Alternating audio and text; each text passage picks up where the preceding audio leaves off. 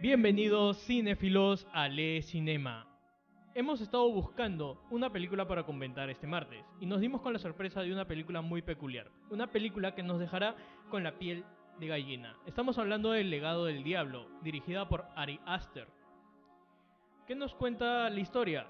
En realidad es una historia que es bastante lenta, es una historia que te hace procesar toda la vida de una familia, en este caso la familia Graham, y cómo es que en una primera impresión te da a conocer que es una familia disfuncional que está pasando por una superación de la muerte de la abuela, y cómo es que Annie, que es la madre, en este caso la matriarca de lo que vendría a ser esta familia, busca la forma de poder superar esto y ayudar a su familia. En este caso, la película a primera vista no parece una película de terror, pero poco a poco te va demostrando que todo gira en torno a un ambiente de suspenso. Un suspenso que, a partir de un giro inesperado en la trama, empieza a ocasionar sucesos paranormales. ¿A qué me refiero? En este caso, Annie busca respuestas de lo que está pasando y paralelo a eso, su hijo es acosado por una entidad. Su esposo es indiferente a esta situación y mientras Annie va descubriendo las respuestas a todas las dudas que tiene de todo lo que está pasando, el terror sigue aumentando, el suspenso sigue aumentando, con sucesos bastante fuertes como alucinaciones, como eventos inesperados. Realmente la historia está llena de giros inesperados de la trama y con un desenlace bastante potente y que te hace voltear en 360 la perspectiva de la película. Empieza como si fuera un drama cualquiera con una enseñanza de vida y termina siendo una de las películas más terroríficas actualmente. Ahora, todo esto está acompañado por soundtracks que no son perceptibles. ¿A qué me refiero? Los soundtracks están constantemente sonando durante toda la película, imbuyéndote a un suspenso muy parecido a lo que sientes cuando ves El Resplandor, pero no te das cuenta de ello. No te das cuenta y lo pasas por alto hasta que llegan las escenas claves. Esto hace que, en especial, estas canciones, estos soundtracks, generen cierta perspectiva diferente en las escenas.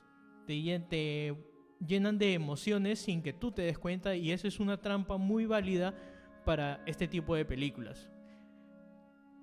Ahora, a todo esto se mezcla una serie de escenografías muy reales, escenografías normales, como si fuera una película de drama. Por ejemplo, está la casa de los Graham, que tiene tonalidades oscuras para reflejar cierta emoción de tristeza debido a la pérdida de la abuela. También está la escuela, donde sucede la mayor parte de sucesos del hijo, y cómo es que pasan con ciertos efectos especiales ciertas alucinaciones que impactan bastante al momento del suceso. Y de cierta forma otros escenarios, como podría ser la carretera o la casa donde suceda la fiesta, una de las fiestas. En este caso, los escenarios sirven para entrar más en la vida cotidiana de los personajes, para entrar en ese engaño que te da la película de que parece un drama. Pero al momento que se generan los giros argumentales, usando también las tonalidades bajas y los oscuros, se genera que esas escenografías normales y comunes y corrientes potencien el terror que genera toda la película. La verdad es que es una película que es muy peculiar debido a que no se usa mucho este tipo de métodos desde que salió El Resplandor. Es una película lenta para que veas, para que conozcas, te familiarices con los personajes. Ahora, ¿por qué deberíamos recomendar El Legado del Diablo? Si bien es cierto, es una película de terror que se estrenó en el 2018, no es una película de terror como las otras películas que se estrenaron en el mismo año, sino que te muestra de diferente forma, una forma que no se ha visto desde hace mucho, cómo es el verdadero terror, los momentos de silencios incómodos, el suspenso constante durante toda la película y el no saber identificar quién es el malo o qué está pasando. ¿Por qué? Porque en varias escenas de la película uno no va a saber si está viendo la realidad o no.